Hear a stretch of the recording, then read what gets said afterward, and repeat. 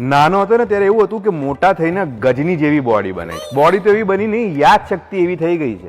આજે મારે એક શૂટ હતું, શૂટનું પેકઅપ થયું, એના પછી તો હું વેકઅપ થયો.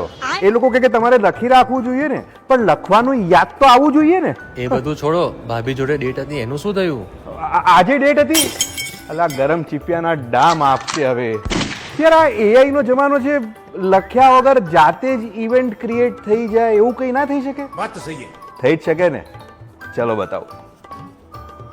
રિયલમી GT7 માં છે એઆઈ નોક પ્લાનર. એટલે ગ્રુપમાં કોઈ ભાઈબંધનો મેસેજ આવે કે સાંજે 7 વાગે બેઠકે મળવાનું છે ગોવાનો પ્લાન નક્કી કરવા માટે, તો ભૂલાય નહીં એના માટે થઈને મેસેજ ખોલવાનો અને ફોનની પાછળ 2 વાર નોક કરશો એટલે એ ઇવેન્ટ જાતે જ ક્રિએટ થઈ જશે.